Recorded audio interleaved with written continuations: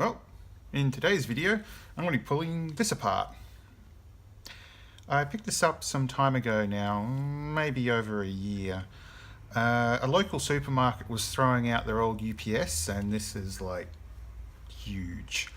I mean, really big UPS. The power supply modules were about the same size of well, I'd say if you took a medium-sized server and cut it in half, that's the power supply module. And I'm talking like a full rack mount server, not a... Anyway. This was also in the skip along with it. From what I could work out, it's like a remote control panel for the unit.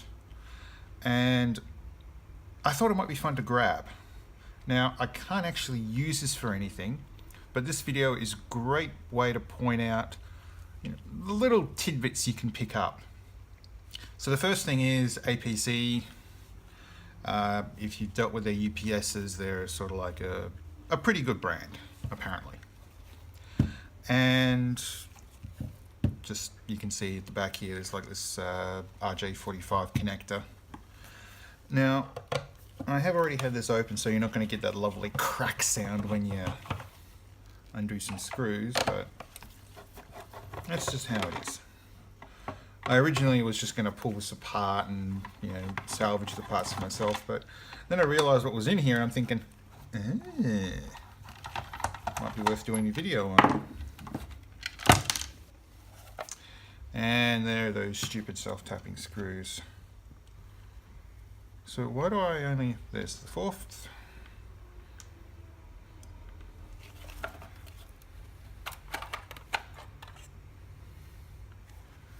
Look at that goodness. So if I wanted to go into a bit more into this, I could technically fire this up. Now, why would I say that? Well, when I was looking at this board before, I could tell a few things. So we've got the input here. And over here it looks like we've got a 5-volt regulator. It's this 8-pin IC over here, which I thought was quite interesting. And it made me think that if I was able to attach some probe leads and chuck 5 volts at this, I might be able to get it to turn on, but I don't, so. I'm considering about looking up these two ICs to see whether or not I can reuse them. This is definitely something I want to remove and try to at least put into a breadboard. And as you can see on the front here, there's a screen which I'll get to in a few minutes. But I'll just take out this other screw.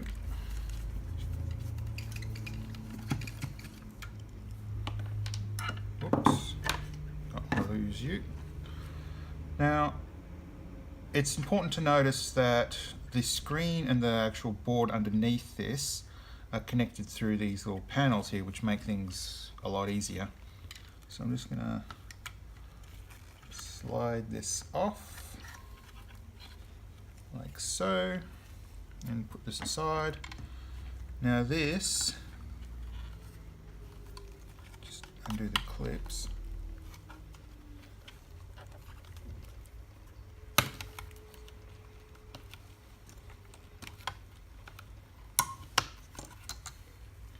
So I mean, really on this board there's not much.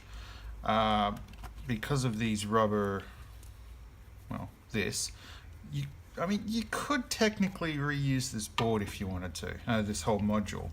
I mean, you just simply slap this out and you create your own alternative. You're limited to about 4 buttons, which is unfortunate. I mean, the way these have been set up, you could almost have 8 buttons on this thing, but that's just how it is. I mean, a bunch of different type of LEDs. I haven't seen this shape before.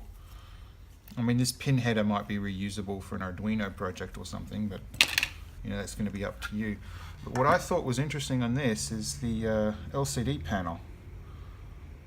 Now, I didn't actually I got to this part and this is where I decided to throw it all back together. But having a look at this, it made me wonder whether or not I could actually take the screen off, and if it was the standard So this has got 4 lines, so 16 by 4. I forgot something and I should have grabbed it before. So I could go with these needle nose pliers, or I could go with these cutters. I'm going to go with the needle nose pliers. Very important, if you can, to keep such things. And actually, is it better to do one on this side? Possibly. So I want to try to keep these posts. Oh, I mean, look at the size of that buzzer. It's going to really ring loud. Whoops.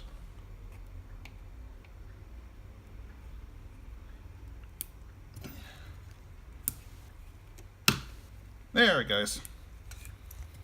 Don't want to put too much pull on this, otherwise I could break something. What the hell, I could break it anyway.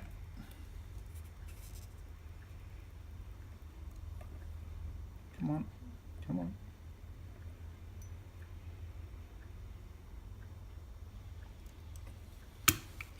Two.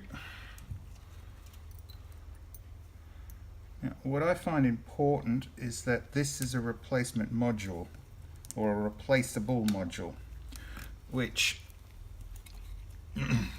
for repairs in an enterprise environment, you literally just replace the whole thing, but APC did make it so that, or they used a module that could be, parts could be fixed in.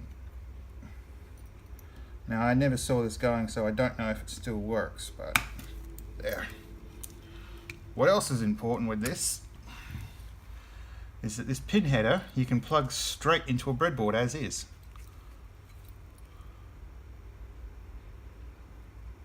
It looks pretty similar to the Hitachis, wouldn't you say? Is that the company name, Hitachi?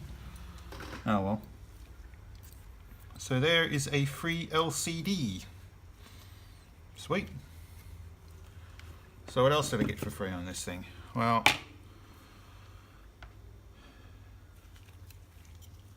that looks like a rebranded processor. And I'm only saying that because this is an EEPROM.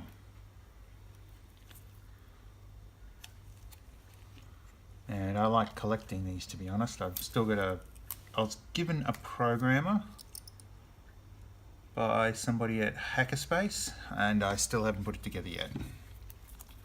I have a tendency of wanting to do soldering a specific way, and it just doesn't go right. Trying to recover these might be interesting.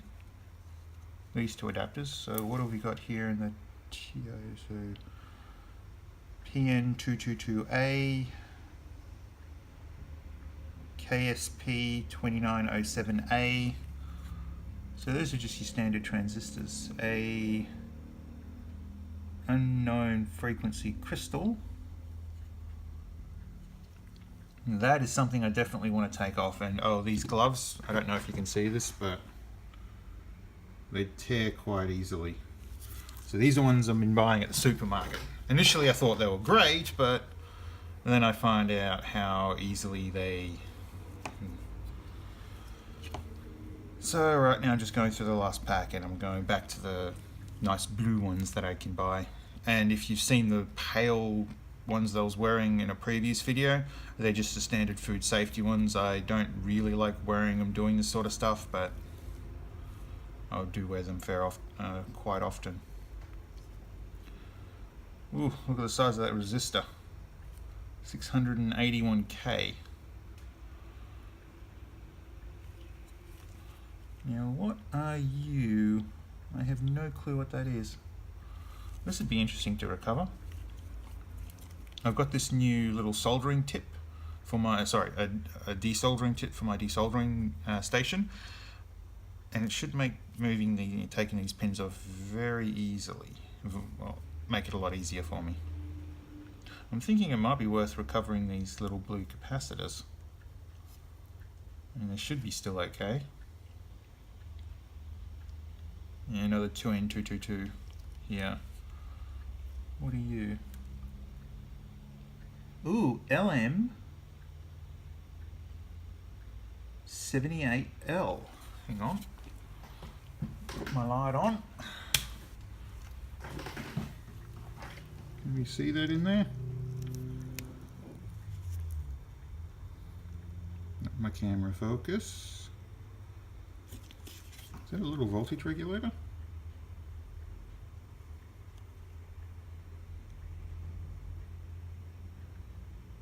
No, I can't see that through there.